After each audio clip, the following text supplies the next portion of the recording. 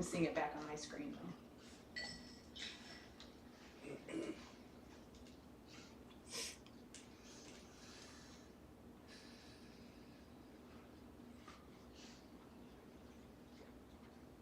Okay, good to go. So I'll just say a quick note. Apologies to everyone out there in Cyberland. I accidentally hit the stop stream. So I hope you're with us again, and go ahead, Namita. And it was Namita's fault. So this morning. Yeah. So this morning I woke up thinking about magic and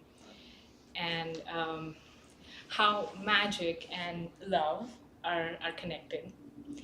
And just some time back I read about, since we are here in Merlin, Oregon, I read about Merlin, the magician. So he is supposed to be, the legend goes that he's a magician and a prophet, and he had like these supernatural powers, and one of them was shape shifting, and so like he could turn himself into a cat, or anything like that. So it was just that just brought me back to like how this life is very magical if you're really present in the moment.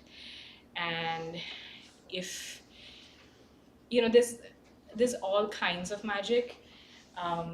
There's black magic, and then there's beautiful sunny and rainbows and unicorns kind of magic.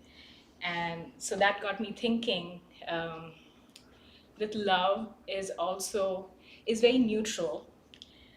It can go anyways. Like, it's up to you to choose moment to moment what love wants you to do.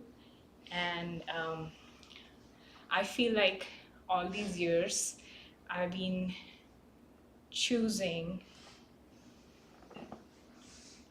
black magic in a way, but now I know that I have a choice to choose the good kind of magic, like rainbows and unicorns and sunshine and laughter.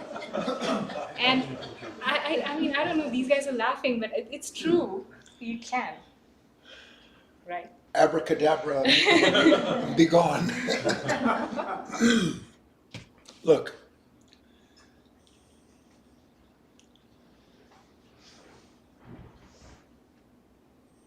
you want to know what real magic is? It's not black, it's not white, it's not, what did you say? Unicorns. Unicorns. Rainbows. Rainbows. Rainbows.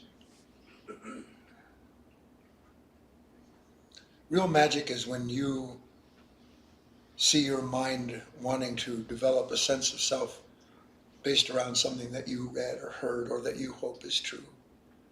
And then understand that in those moments you are lending yourself to something that is shaping you in its image, and that there's never going to be peace or liberation, rebirth in the relationship that the mind can make to any image whatsoever.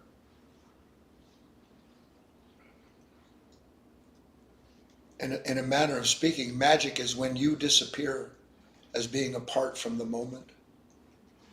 That's real magic. But even that's not magic, because that's how things are in reality.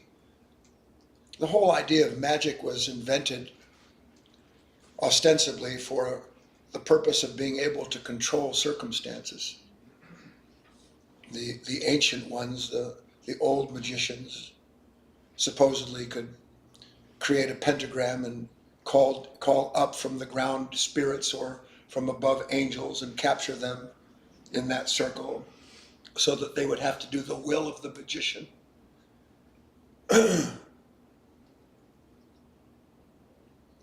One day I think it'll become abundantly evident to you, Nabita, as will be for everybody, there's only one evil in this world, and that is the evil that a human being creates when they use their will to overcome or change the conditions that their will created the moment before. That's all it can do.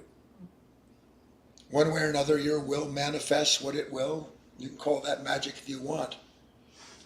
But it belongs to a level of consciousness that is forever looking out, imagining something that it's not or something that it should be, and then trying to create or change conditions, which it has the capacity to do, to manifest that desire in real time.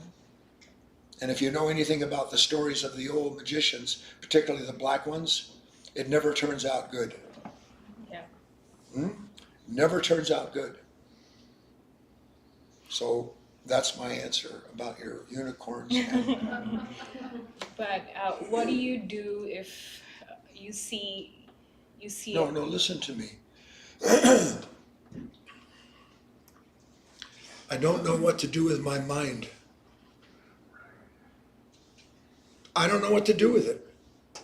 I open my eyes in the morning and something captures me. I read a book at night. I watch a movie on television. I don't know about you. Sometimes if I watch television before I go to bed, I'll be part of the TV series that night. Because the mind is a field of contagion. I was sitting here, and it's not by accident, I don't think, maybe, that you asked the question, because I'm going to say a few things about it, shall I?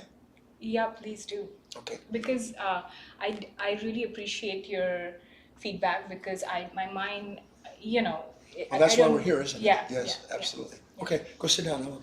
I'll talk for a minute about this. Tomorrow, I'm going to talk at length about something that most of us have very little idea about, even though we have spent, some of us, 10, 20, 30, 40, 50 years studying. And to talk about the nature of resistance.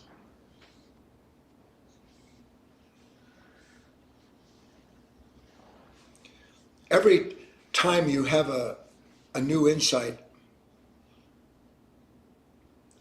does it come because you're thinking about something, or does it come because you have a thought about something and then maybe you realize that's as far as I can go with thinking about it? So I want you to hold that idea in mind for a moment, because a story that I won't have time to tell tomorrow, but will fit this set of circumstances. You know how we have our heroine, Christine? She goes to the doctor all the time, doesn't she? How did I know 30 years ago? And so she goes to see the good doctor, and she says to him, I'm in a lot of pain, and I'm not sure what to do about it. I've looked at everything you've talked about over these years to me, and it's still there.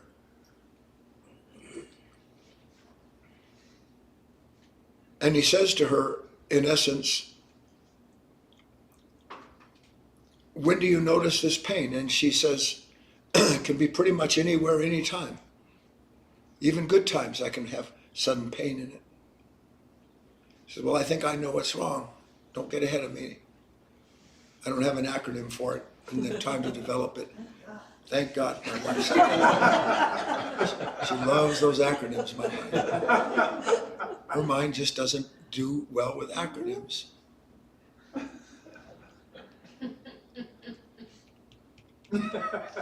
You are trying it. I was going to say she suffers from unhappy mind. It's UNAC.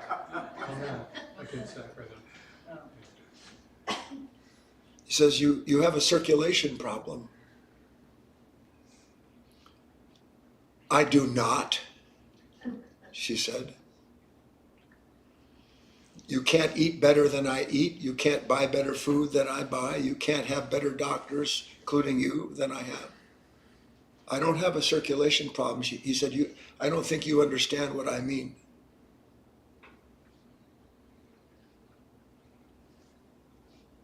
there's an obstruction in your mind. And it's the source of everything that you suffer from, but you don't know that it is because the obstruction never stops pointing to something that it calls the blockage. Now, holding that story in mind, and I hope you can reach for this with me a little bit. Let's, for the sake of our meeting here, and anybody can join me online if you want to, name a few things that you know are a circulation system. What are some things that are a circulation system? Besides the body, the microcosm of the body. Chris? So like a leaf or a tree? A leaf is in a circulation system with the sun. Anybody else, Barbara? A river? A river is a form of circulation, isn't it? Yes. Air currents? Air currents, definitively a circulation system that we got cut off from this summer. We've had a very hot summer. Yeah. John? Yeah, with that in mind, the wiring in the building. The wiring itself is a circulation system. The lungs. So we can see, can't we, in the scale of things, that is a form of circulation. What about this? What about the circulation system where everything from the water in the ground, that it rises up, doesn't it? Yes. And where does it rise up to? It rises up and becomes formed into a cloud. And then the cloud does what? Then it brings the rains and fills the what? The rivers, the lakes, and the ocean. Then you can see there's a macrocosmic circulation system, isn't there? As above, so below, there's nothing created that isn't sustained by an invisible, ultimately celestial, circular system. Say that quickly. Celestial circular system. That's a CCS. Now, the thing that's interesting about this, and I hope you'll make the jump, what's the one thing that allows a circulation system to exist, that without it, there would be no circulation and therefore no life? What do you think that one thing would be, John? Heart, pump. John said the pump. That's part of it, but that's not what I'm looking for, Ellen. Filter? Empty space? Emptiness. Yeah, that's right. No empty space, no circulation. Can you wrap your mind around that idea? Yes. Looking at it a little more deeply, putting it under a microscope, as it were, or a telescope, as the case may be. There's always a moment between something active touching something passive. The sunlight hits the body of water in order to turn the water and expedite its molecular speed so that it can rise as a vapor. There's always a moment between resistance and that which is causing that resistance that there's an empty space in. We don't know much about empty spaces at all. And that's because we are captives of an unconscious circulatory system called this mind that can't stop measuring and thinking about itself and the life that it has made for itself.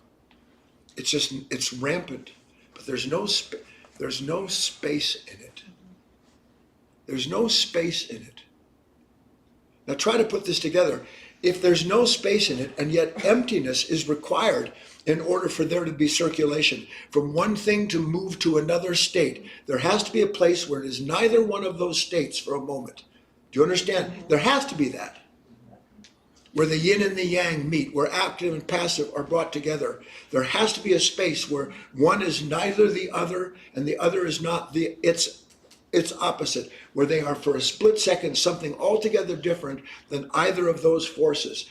And that has to empty into an emptiness. That has to enter into a space.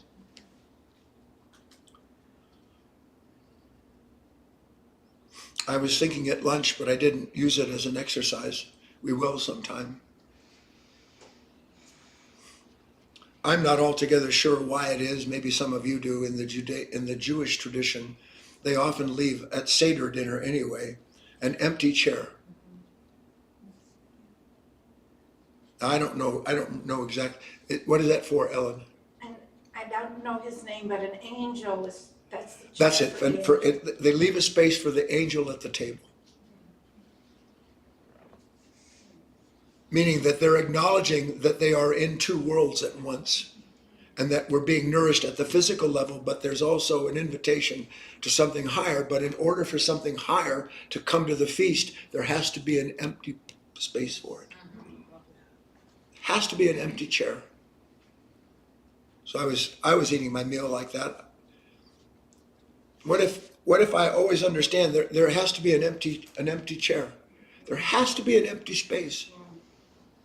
And if there's not an empty space, then there's no angel sitting with me. There's no higher understanding coming to me, because I'm a captive of a consciousness that recirculates the content of itself and then comes up with new ways to think about it, new kinds of magic in order to control and free itself from the emptiness. Why would I want to control anything?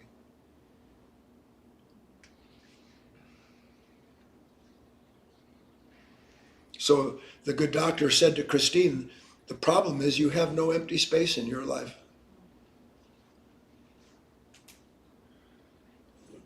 We were sitting here just prior to launching our meeting, and Kate said, okay, you're on. What would be wrong with waiting your turn? Isn't waiting your turn allowing an empty space to reveal that it's already filled with something? But what is it filled with if nobody's talking and everybody's just uncomfortable, wondering what's going to happen? It's filled with your discomfort is what it's filled with. And that discomfort comes with resistance, and that resistance has its own circulation system, doesn't it? But if you wait your turn, if you let the empty space be there, then you see that it's not empty at all. What it's filled with is something that you don't want. It's filled with what you don't want. And that's most of what our thinking is filling an empty space with something that we don't want to experience, something from our past, some hope we have from the future that looks toward it. Some moment comes along, and it always does. I don't know if you've noticed this yet. Life never stops demanding something from you. It would seem, doesn't it? So why do I look at moments as if they're demands? Do you look do you or do you not look at moments like they're a demand? Yeah. Gotta go, gotta do, gotta be, gotta act out, gotta carry forward, gotta shoulder the load.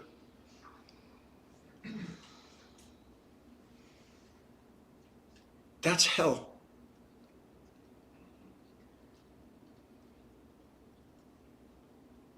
So if you're following the whole, at least few ideas that I'm laying out here, my life is filled with something that something in me fills it with, that when it fills it, I don't want it. And then I have to think again about how to free myself from what I just filled myself with. My aspirations, my purpose, my responsibility, all the things that I have to do. I think Christine's in the doctor's office. Come on. I'm always waiting for you. A couple weeks ago, I was resting and I got this really great impression. But then I couldn't remember the impression. I remembered little tiny bits of it, But your insight timer talk today about the stories we tell ourselves and then what you're elucidating about right now. Hallucinating about, did you say? Elucidating. Oh, yeah. So here's the impression.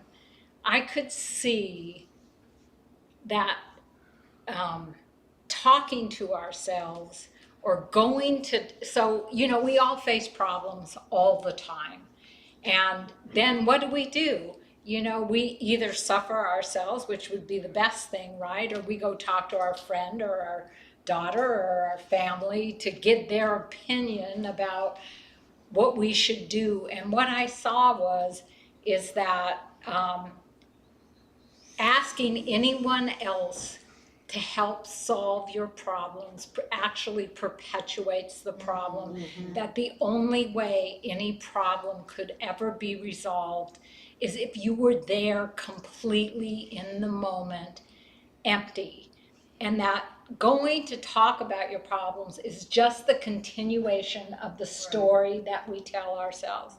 Our mind is never blank. It is always telling us what everything means, what we need to do to fix it, to bring balance into our lives, never realizing that's what's chattering to us is the actual imbalance and pain that we feel. Well, our identification with that storyteller, with its movement. Exactly. The identification is what prevents us from being in the emptiness where Exactly, that's right.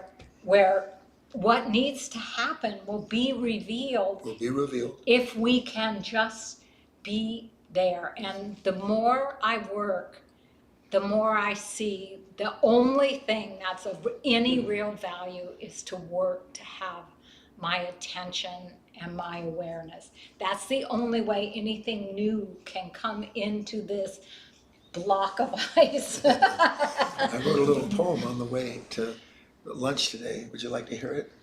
I'm afraid.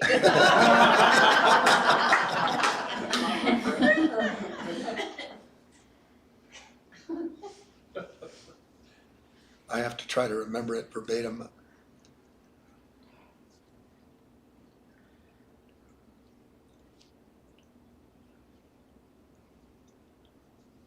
The only reason there's nothing new is because your life is too filled with you. Right. That's right. And that's the hardest lesson there is to learn. Because nobody can teach you that. Instead of always having your attention out on the problem, to realize the metanoia, the turn within, I have to look directly into the face of the problem maker. And if I'm honest and I look at the face of the problem maker, that's not solving anything for me. All it's doing is making me confront something that I don't know what to do with, because the problem maker is greater than my ability to overcome whatever the problem is that it makes. But there's a space that exists when you turn and face the problem maker. Because now you're not thinking along the storyline that the problem maker is giving you. Now you're the witness to, instead of the will of, that story maker. And that's how things change. And it's all at once in one respect.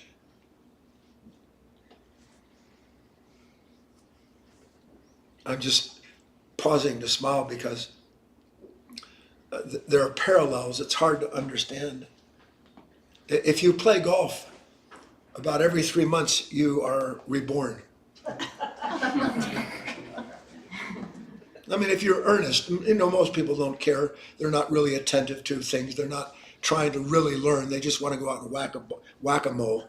But if you start to understand the beauty of the relationship between intellect, emotion, and moving center, and the required attention it takes to be able to accomplish consistently what your body that isn't consistent that day is capable of doing, then you start to understand that there is this living relationship. There is a circulation that is never not taking place. That the only way that you can ever actually participate and learn something about the old system that wants to repeat the story. That sometimes when I'm out on the driving range, there'll be a young person there or an old person.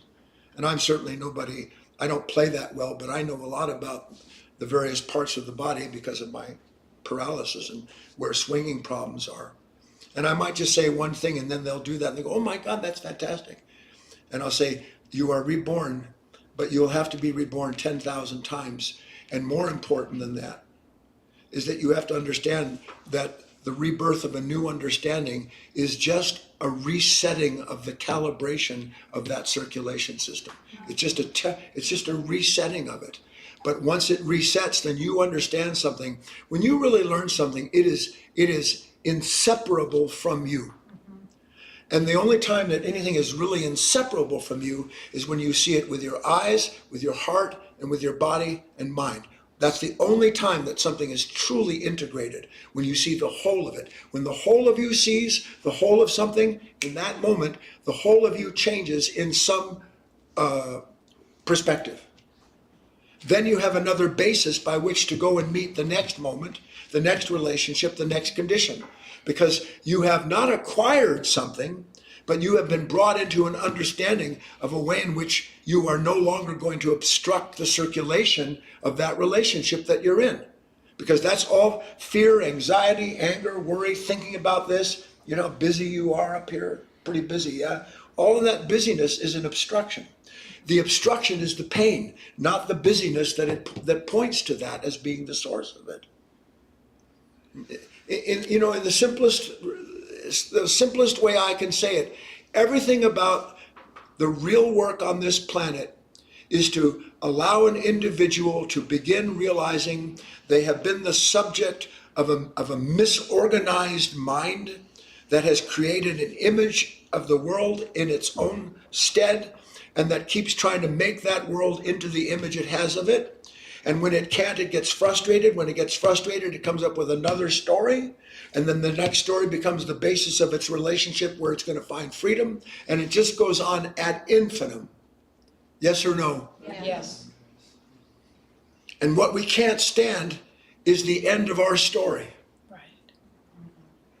I don't know what to do with it. I don't know who I am without today's talk. Remember what the girls say, the problem is it's very quiet here, but I've got this crowd of voices in my head.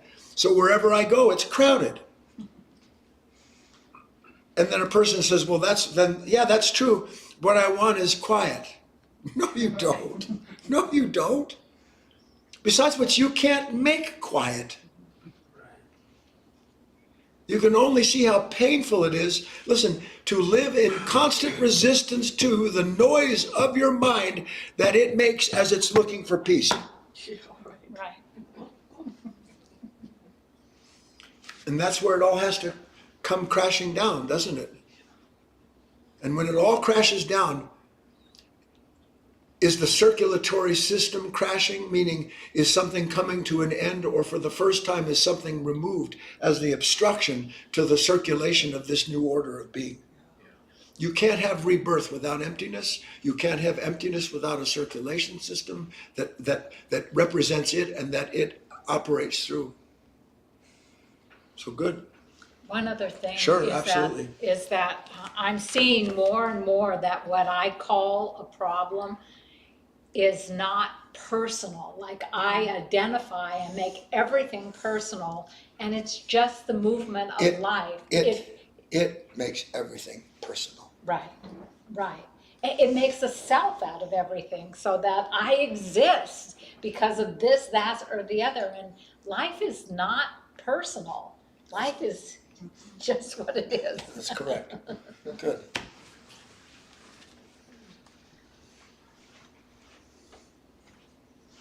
Chris makes crisp popsicles. Well, tell me what the problem is other than a thought frozen on another thought, trying to thaw it by freezing it more.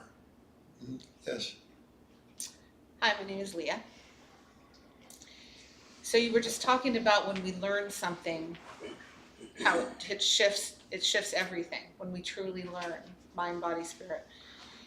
And you've talked recently about polarity. And I think that's what you're Okay, talking so hold on. Yeah. I want to be clear, because people hear you say something like that. Yeah, mind, body, spirit. No, well, not just that. Okay. All the words are a problem.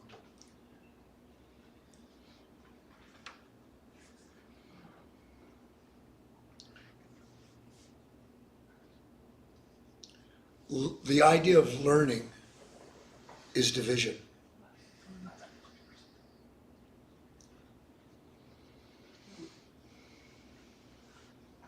Because it assumes that there's something that I can see and understand, and that in that understanding, then I will be able to act differently.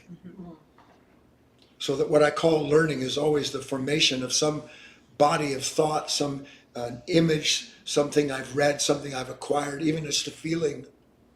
And then I become reliant upon what I've learned to get me through the moments where suddenly I see I've learned nothing. And then I turn to the same mind that made an image out of whatever it is, believing that the new sensation I have of myself based on that image means that I'm learning. In the highest sense of the word, which is all I want to deal with, to learn means to see that there's no one there who can acquire anything to change the moment that you're in. That it's changing by itself. And you don't need to learn. Do you have to learn how to let a river flow? Do you have to learn how to stand at the ocean and watch waves come and rise and disappear? Do you learn how to let clouds, beautiful clouds, move through the sky, or a flock of herons, whatever? Do you learn how to let that happen? It just is, isn't it? Yeah. When you understand that it just is, that the sudden appearance born out of two things.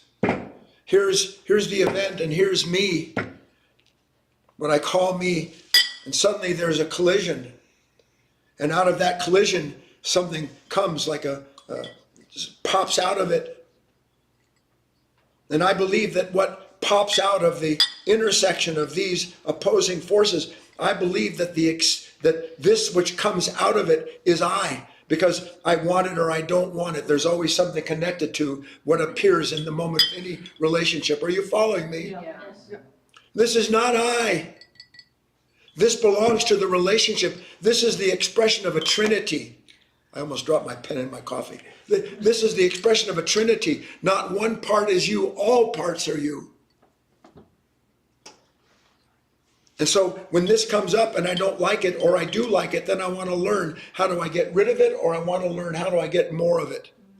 And this disappears the moment that this relationship has happened. The split second that these opposites meet, there is a split second manifestation of a creation of what their two natures have brought together that are not either of the natures that met by themselves. And up comes this experience.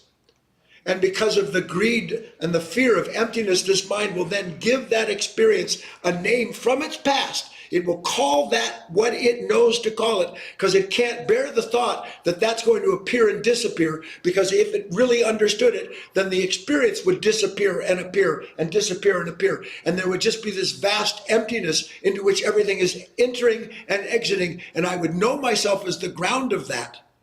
Not grounded one way or another in being identified with what's appeared.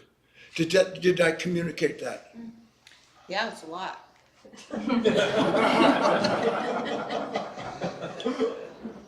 So, It's so perfect. It's perfectly impersonal. But there's another kind of person with a capital P that sits there as the witness to the entire unfolding of that revelation. That's the nature of this work of what Christ talked about, Buddha, across the board, to participate in a completely different order of being, where you're not defined by experience. And the only reason you're defined by experience now is because something wants to define itself according to what it knows, what it's called that moment. Can I call any moment new if I'm always already knowing what that moment is? So it's not new. Even if I say it's a new moment, it's not a new moment, is it? Right. The only way it remains new is without you, in particular. so this created, this is what you were talking about this morning in Insight Timer, that we can be in the same place, but it's a different time. 100%. It's the same two cups, but it's a different time. And this, It's the same two sides of a shore yeah, that remain in place while all of this new energy, all of this creation, can something flow without emptiness? no, It can't. So in order for anything to be flowing, there has to be emptiness, doesn't there? Yeah. Can you understand a little better now Yeah, about circulation? And this, is the momentary expression of that movement. Emptiness. But because it's moving, it's there again and there again, but it's never there, and neither is anyone there by your name to call it something. But boy, do I want to call it something. Right. Can I have a clarification? Huh? So can I get a clarification? Like, is it the same storyteller who before told me all the negative stories and now it's telling you the positive stories? She said, is it the same storyteller? Because I really love this guy, but I really don't like that guy. Do either of these guys appear without each other? Comparison. Or are they one and the same? Object and subject, a singularity. This subject, I don't want this, but this story that's telling me what to do about the story I don't like, I'm all on board with this storyteller. And the more you love this storyteller, the more you're married to the story that will follow the story that you were just told, where nothing's going to work out because nothing can at that level. All right. So then, bringing all that back to what we spoke about in a shift, and what I'm kind of hearing is the more that we're able to get Leah out of the way and have this emptiness from this new moment, it changes a polarity within us. It changes what is the polarity, and like what you were talking about earlier, how it shifts. It shifts our ability to see. I have to answer you differently. Yeah.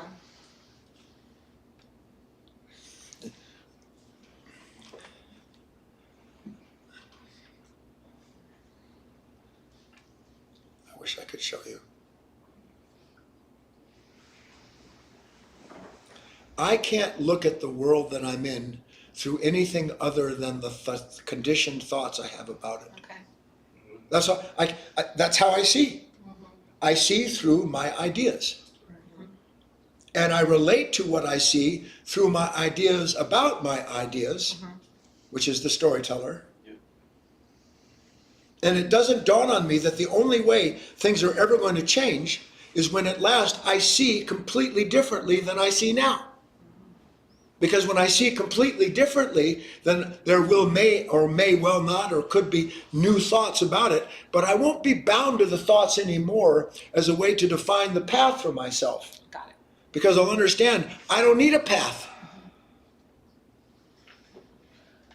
There is no path. The path is an illusion. It's a hiccup from a psychedelic somebody took back in like 18,000 years ago. Well, no, look, people find it. I can't tell you how. You're drawn or you're not drawn. You're delivered or you're not delivered. But if you persist, it's inevitable that you see the futility of thinking about the things that you think about. And that's the last thing I want to do, is come to the end of how I think about things. Even though I come to the end of how I think about things, every time I come and reach the end, I go, oh, now I need a new story. I need a new thing to think about. So as the mind begins to awaken, it's not adding things to itself, it's shedding things. And as it shed things, it doesn't need words to describe what's not there anymore. It's just present to a completely different relationship with the moment. And it sees, it doesn't talk. I mean, this is one of the problems with the school, honestly, is that we have to explore these things with ideas and insights by which we can hopefully share some kind of mutual discovery. But in the end, the discovery isn't that we're in league with each other because of the ideas. In the end, the real discovery is that you finding out that all of this has been leading you to a place where you finally have to not be you anymore. But not because you're trying not to be you, because that's hell on earth, isn't it? Yeah. It's so painful not to try not to be you. You ever tried not to be you? Yeah. Yeah, Roger, you have? It doesn't work. No, it doesn't work. Will you tell Roger it doesn't work too? Yeah. Yes. It doesn't work. It does. That's what I love about this. It's just such a perfect paradox. It doesn't work to try to be me, and it doesn't work trying not to be me. Rock in a hard place. Seemingly. Seemingly, yes. But that's the crucible. And the crucible isn't really opposites the way the mind imagines them. The crucible is a consciousness that's in an unending conflict with itself because it keeps trying to prove to itself that it is what it's told itself or that it isn't what it doesn't want to be. Always in some kind of struggle. And how do you come to it? If I told you, Roger, go outside and move the main building here at the foundation, go on, go do it. Why are you still sitting here? I would try, but I would be useless. See, you don't know that for sure. That's all based on my memories and experience. You don't know that for sure. Your True. mind says, this is very logical, Guy. Yes. I'm not going to go try to move the building. But if you did, if you went out there and you struggled and struggled and struggled, then there would be no question in your mind. It wouldn't be an intellectual concept. Your experience would prove to yourself there's no point in trying to move this. Right. You need to see there's no point in trying to be someone. That's what hell is. And there's no point in trying not to be someone that you don't want to be. Because they're the same side. One storyteller divided into light and dark. Light magic and dark magic.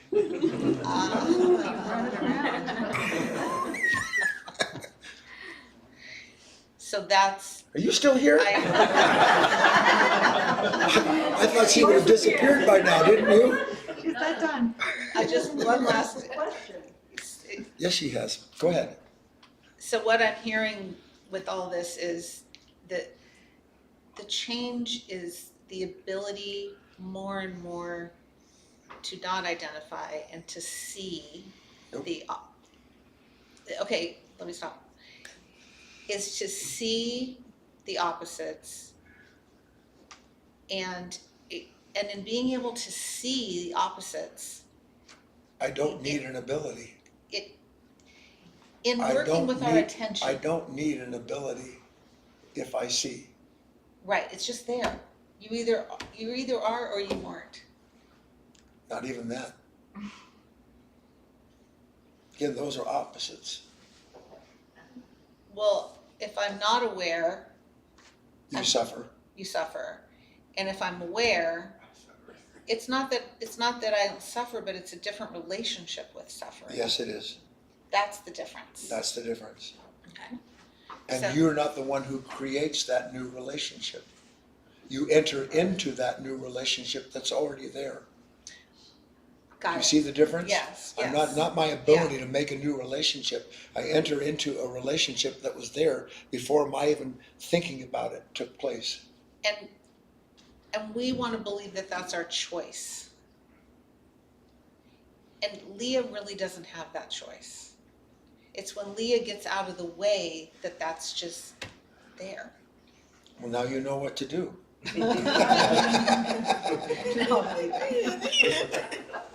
Do you know why Zen masters often carry with them large 2x4s?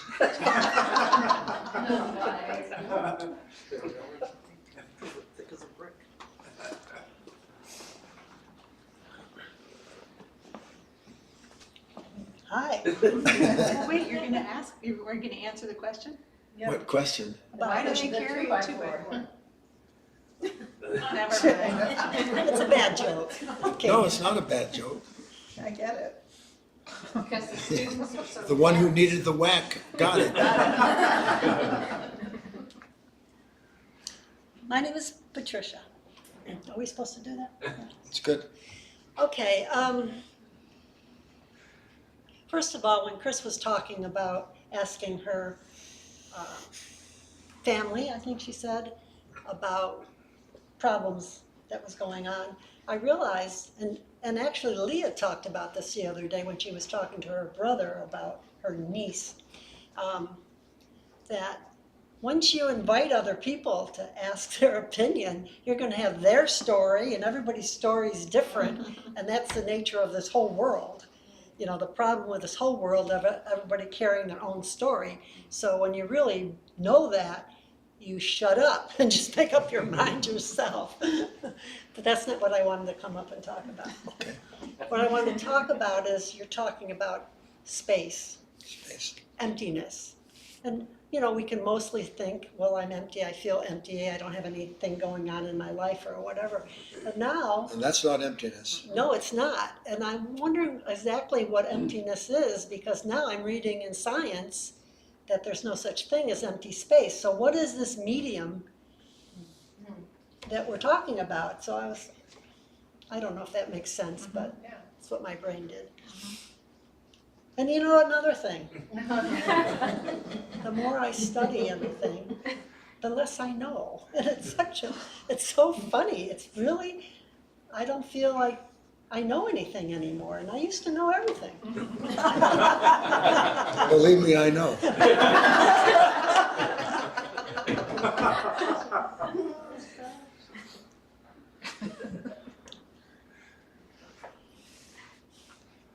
Emptiness and fullness always exist together. Opposites? No? Like two sides of a coin. They're always present, but our mind only sees one at a time. One side sees one side, another side sees the other. And if they're actually the same, which they are, then that seeming nothingness is full of life. You watch that television show, what they call it, Indira's Web, where they show this beautiful web of droplets of water. And each droplet of water is not only a universe unto itself, exactly like all the other droplets, exactly like a fractal of the whole of the web, but reflects in itself each and every other one of those droplets. So that it seems like there's empty space between these droplets, but there's no empty space between them, because they are the perfect mirror of each other. One exists within each other. So it's not the emptiness that our mind comes up with, it's No, fullness the emptiness itself. that your mind comes up with is full of the feeling of emptiness. That's not what emptiness is. Right. You know what emptiness is? Emptiness is what happens when the mind sees the play of the opposites.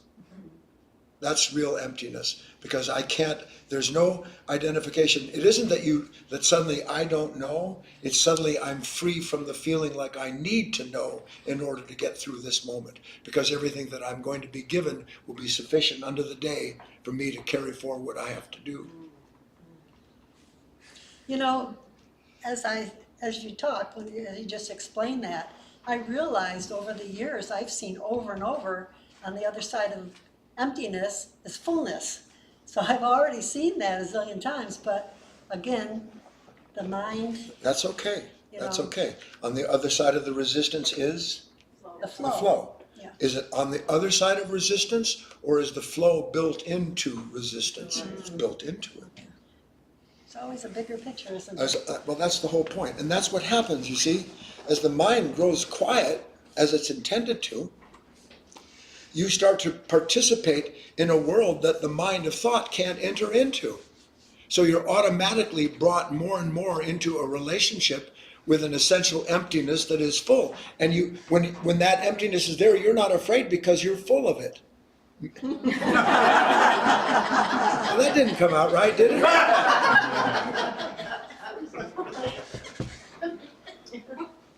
That is what dating is, right? Really.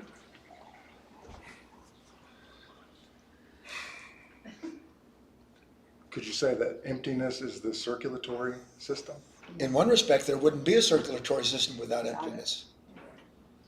I was thinking that tension is part of the circulatory system. Yes, it is. And the reason I was thinking that is because the other day I was sitting in my chair and suddenly I noticed there was like this level of tension that for Sorry. whatever period of time, whatever period. You don't know how priceless it is to be sitting someplace and all of a sudden be aware of a tension that the moment before was doing your thinking for you. It was set at such a level that I thought that was normal. Yes, exactly. For whatever period of time. I understand. That's all right. And I don't know where I'm going from there, but Believe me, that's sufficient unto the day, Eric. yeah, and also connected to not knowing where I'm going is I was thinking about spirituality 101. and that it's all spirituality. It's 101. it's all 101. Spirituality for dummies. We should rename our foundation. Eric thinks he's supposed to get to Yeah, I know. 501. I know. Look at the class of masters you're sitting in front of. That's 100%. Yeah. If it's always empty, it's always new. Now the task is, can I create this emptiness? No.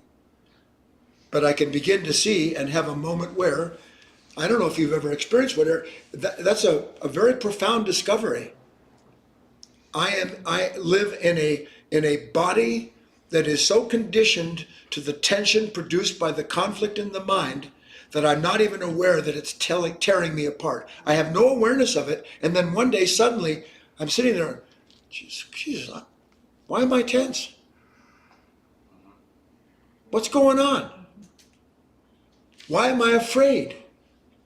Why am I angry? Why am I regretful? Why am I resentful?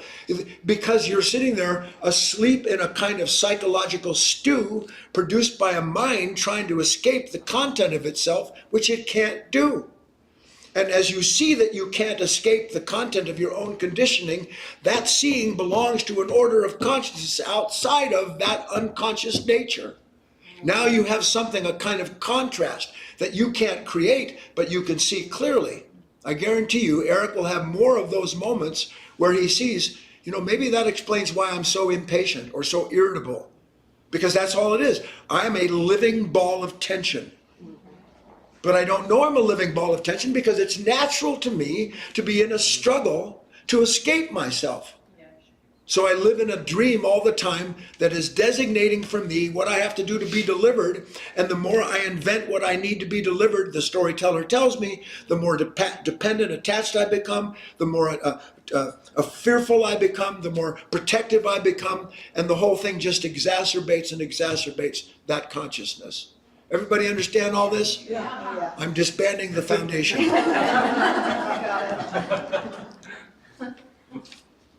I'm back. Yes, you are. We went on a little longer. I know, you Yeah. guys got bonus time, Yeah. but I goofed up at the start, so I guess it all evens out. I was just gonna say that right before we started to prepare for the live stream, I said to a couple of other students, I'm so aware of Kate's self-protection and constant tension, like Eric Yes. was talking about. And my exercise for myself was to try not to bring that with me or let it go ahead of me. How'd you do? But no, like you said, Eric will be more aware of it. I will be more aware of it as well. There's no better exercise in the world than simply coming back to yourself and relaxing every muscle in your face, every muscle in your shoulders, every muscle in your hand. What do you think meditation is? For most people, meditation is getting tense. It is, over trying to Right. recapture something Be quiet and that they read or heard 42 years ago. All right, well, this has been a great session today. Thanks for joining us, everyone. Tune in again tomorrow here on Facebook and YouTube for our Sunday morning class at 9:30 a.m. Pacific time. And I just want to give you a little preview. We do have these work parties once a month at the last Saturday of the month. And so we will be doing this again in September 28th. And we're actually joining it with a special Sunday of Wisdom the next day. So it's going to be a nice time to, if you have ever thought you want to come, it's also a beautiful time of the year. You can come out here to Oregon at Life of Learning Foundation and make a trip out of it. Come for our Deep Dive Wednesday and Insight Timer and discussion with Guy, and then our Sunday of Wisdom. So stay on our email list, guyfinley.org/newsletter, and you'll get notices about all of this. I think it's a wrap, so we'll see you all tomorrow.